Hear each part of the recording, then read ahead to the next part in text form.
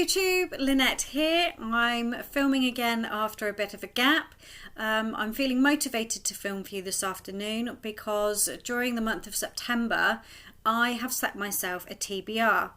As you will see from previous videos, this isn't something I normally film, this isn't something I normally do.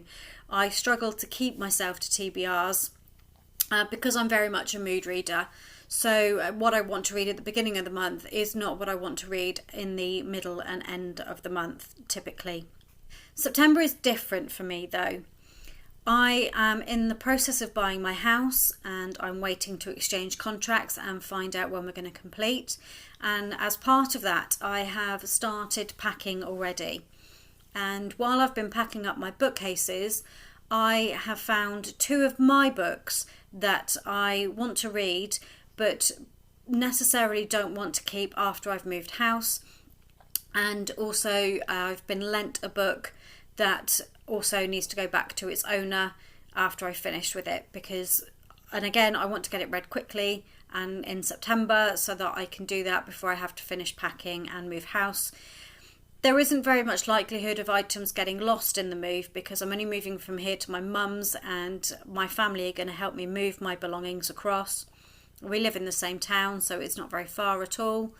But I just want to make sure that these books are out of the way so that I know that everything I've got to move is everything that's going to be coming with me or going into storage. So without further ado, the first book that I absolutely have to read in September to try and get it finished and try to move it off my TBR and out of the house is this one here. It's The Queens of Innislear by Tessa Gratton. I have the hardback copy here, the original UK version. I had this book from when it was released, and it's quite a chunky book, as you can tell. It's about 560 pages long, I think.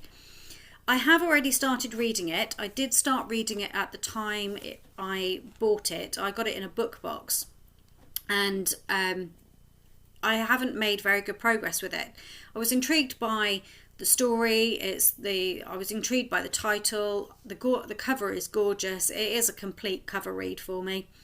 However, I have been struggling with it, but I want to get it read. It feels like the sort of book that I would read. It's based around the story of King Lear, but I've never read King Lear. I'm not a big Shakespeare fan. Never have been, never will be. But it's the story of an island called Innislear and the conflict for who will reign over it when the current king dies. The current king has named his heirs as his two older daughters and has banished his younger daughter from the land. There is also a magic system which takes place with this, and the magic system is all tied into who is going to rule Innislear in his stead. As far as I've got is the younger daughter being banished. I can show you where I am so you can see that's what I've read and that's what I've still got to go. So as you can see, I've still got a lot to read.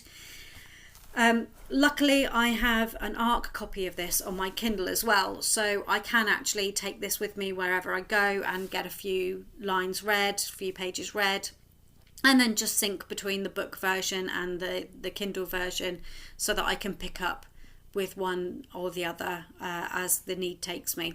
So that's my priority at the moment, to get read. Book 2 that I want to read, again, is another book from my shelves, and it's the second book in a series, and it is The Girl in the Tower by Catherine Arden. This is the second book in her Winter Night trilogy. It follows on from The Bear and the Nightingale, and I think the third book is called The Winter of the Witch. I read The Bear and the Nightingale at the beginning of 2018, but I can't really remember a lot about it. All I know is that it's about Russian folklore. It's tied into Russian folklore. There's a little bit of how Christianity is taking over from Russian folklore, and it follows the story of one girl who is destined, I think, to try and stop this from happening. I really, really want to carry on with this series. I really enjoyed The Bear and the Nightingale. Although it's a bit more literary than what I would normally read, I found it flowed really, really well, and I absolutely thoroughly enjoyed it. And I really can't wait to get into this. Again, though, it's not a book that I think I'm going to keep after I've read it. I've already given away The Bear and the Nightingale, so I think this one will follow suit quite soon after. And then I'll just need to get hold of a copy of The Winter of the Witch, I think it's called. But yes, so that's the second book that I plan on reading this month. Again, I don't really know very much about it. And then once I've read those two books, the book that I've been lent is this one, Murder Mile by Linda LaPlante. This is the fourth book in her Jane Tennyson series, Detective Sergeant Jane Tennyson series. Detective Sergeant Jane Tennyson was also the subject of a TV show in the late 80s and early 90s called Prime Suspect. She's a detective. Jane Tennyson is a detective who investigates and solves murders. So it's going to be a typical crime novel. I actually find these quite easy reads. I actually find them quite light reading compared to the heavy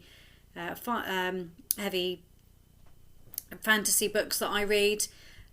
So I'm quite looking forward to having something a little bit lighter than the two books. It might also be something that I find easy to get into and not too difficult to get through, which I am finding with The Queens of Innisleigh, and I may find with The Girl in the Tower as well.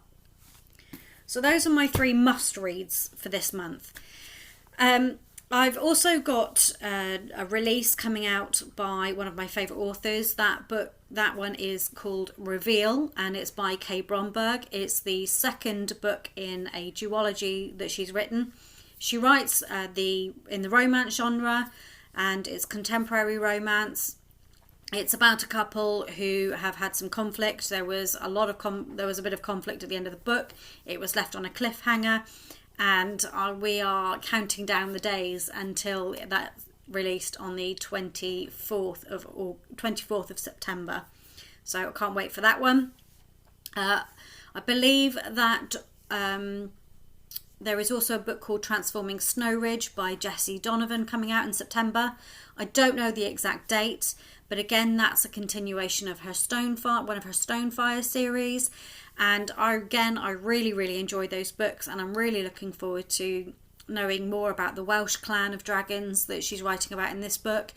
And I'm counting down the days when I know when that one's releasing to that one coming out, so that I can get on with that series as well. Other than that, I've also recently picked up the Wheel of Time series by Robert Jordan. Robert Jordan was a fantasy author from the 90s and early 2000s who sadly passed away in 2007. The Wheel of Time series was a huge undertaking for him. It's a 14-book series, and unfortunately he passed away before he could complete book 12. So he only wrote 11 of the books in the series.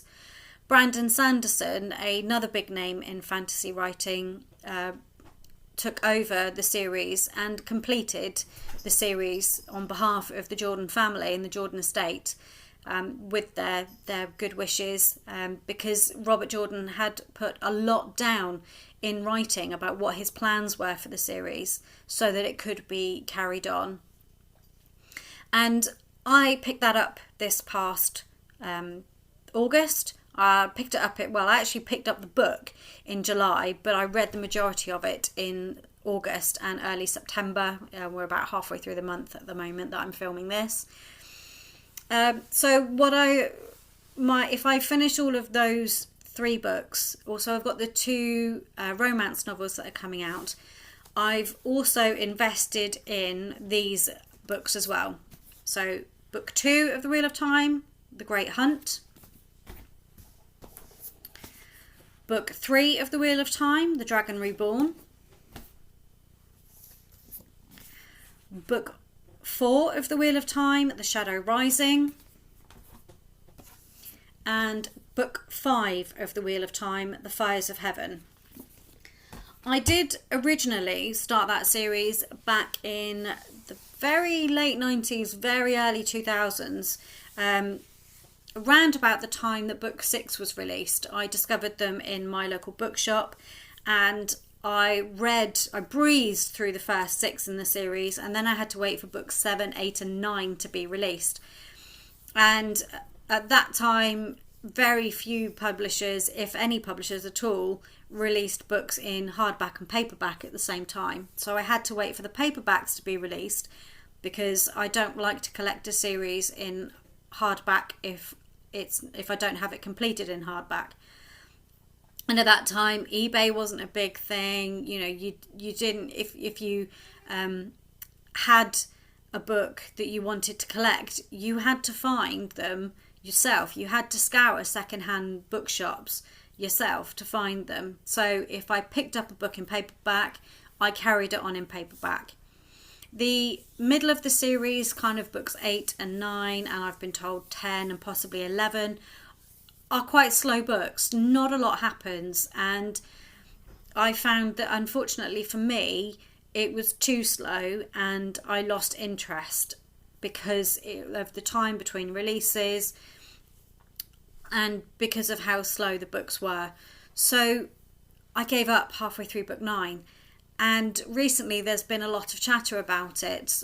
There's been some larger booktubers who have either been pushing it because there's a series coming out and they're following all the news on the series coming out, or there's a couple of booktubers that have been reading it, and it's refreshed my memory on the series and has really pushed me to pick it back up again, especially now that it's completed, because I did want to know how it ended. I've always wondered how it ended, but I've never felt the compulsion to pick it up, and I just thought I'd give it another go. So I picked the first book up, like I say, in July, read it throughout August, finished it in early September. And if I get those books done, then I will definitely be picking up The Great Hunt and carrying on with the series. It is one I'm going to have to break up with lots of lighter books in between. It is quite heavy going, but I will be investing in the series between now and certainly by the end of the year to finish this off and actually know what happens.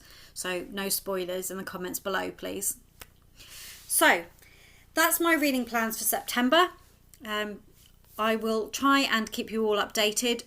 Because I'm reading quite thick, chunky books, I'm not finishing anything much on a weekly basis.